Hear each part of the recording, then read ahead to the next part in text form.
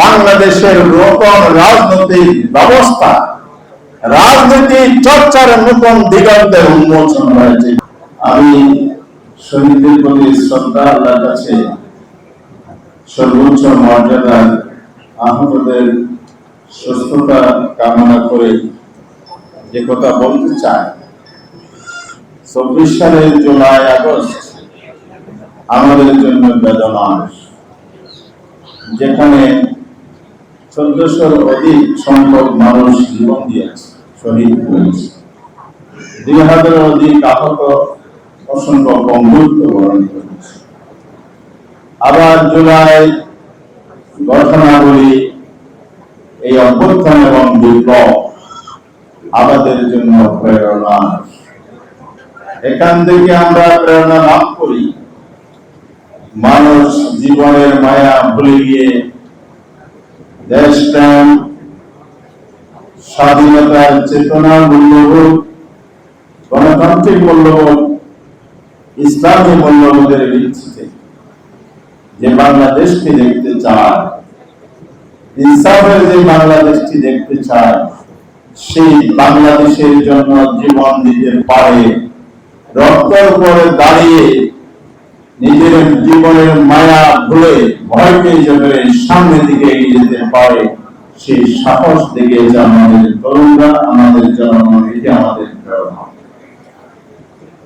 ঘটনাটি অনেক বিস্তৃত, পৃথিবীর ইতিহাসে অনেক বিপ্লব সংগ্রাম আন্দোলনের মধ্যে জুলাই বিপ্লব একটি ব্যতিক্রম।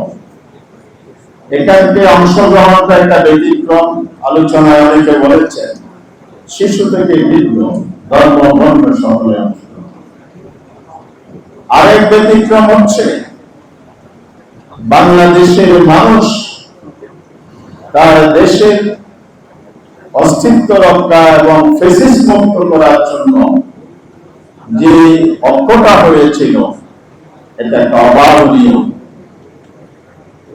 অল্প সময়ে এত রক্ত দেয়া পৃথিবীর ইতিহাসে এই জন্য এই বিপ্লবের মধ্য দিয়ে পৃথিবীর বিভিন্ন জায়গায় যেমন রাজতন্ত্রের অবসান হয়ে গণতান্ত্রিক ব্যবস্থার উত্তরণ হয়েছে, ইরান, ফরাসি, চীনের বিপ্লব আপনারা দেখেছেন, বাংলাদেশের কর্তৃত্ববাদের অবসান ঘটিয়ে নতুন রাজনৈতিক ব্যবস্থার দিকে বাংলাদেশ পথচলা শুরু করেছে। এই আন্দোলন থেকে আমাদের অর্জন যদি মোটামুটি বলি, আমাদের সমাজের সিটিজেন রাইট অফ একটা চিত্র হয়েছে। অর্জনের মধ্যে আমি মৌলিকভাবে যে তিনটি চারটি জিনিস দেখতে চাই। নাম্বার 1 হচ্ছে ফ্যাসিবাদ বিরোধী জাতীয় ঐক্য এবং সুদৃঢ় ঐক্য, আপসহীন লড়াই। দ্বিতীয় আমাদের অর্জন হচ্ছে কর্তৃত্ববাদী হাসিনার দুঃশাসনের অবসান ঘটেছে এই বিপ্লবের মধ্যে। তৃতীয় যদি আমরা বলতে চাই,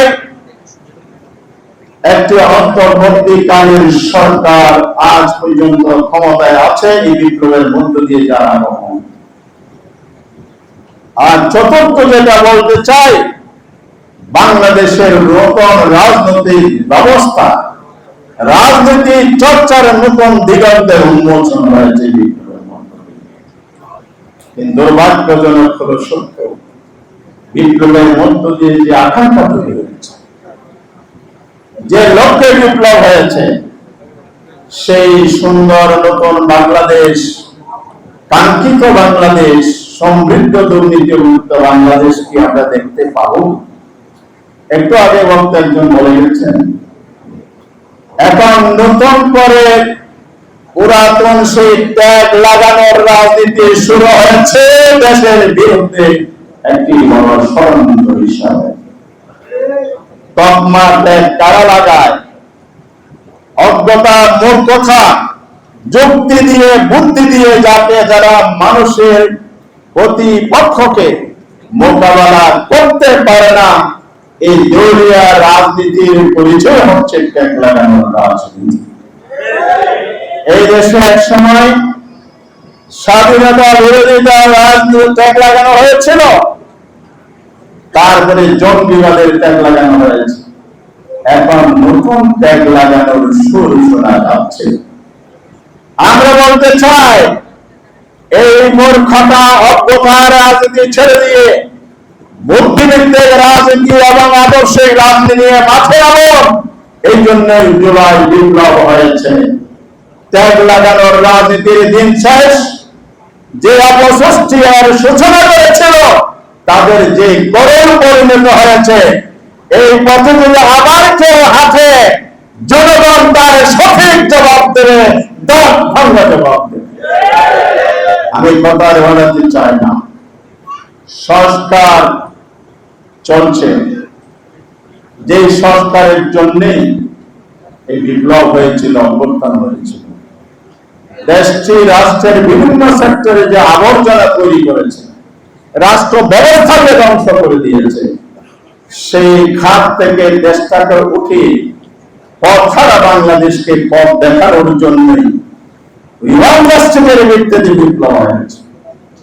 সেই জায়গায় আসতে হলে জামায়াত ইসলামী যে তিনটি কথা বলেছে, সংস্কার, বিচার, তারপরে নির্বাচন। আজকে আবার বলতে চাই, শহীদ পরিবারের কান্না এখনো শোনা যাচ্ছে। এই তিনটি শর্ত পূরণ হওয়া ছাড়া বাংলাদেশের মানুষ শুধু ক্ষমতার পালাবদল দেখতে চায়।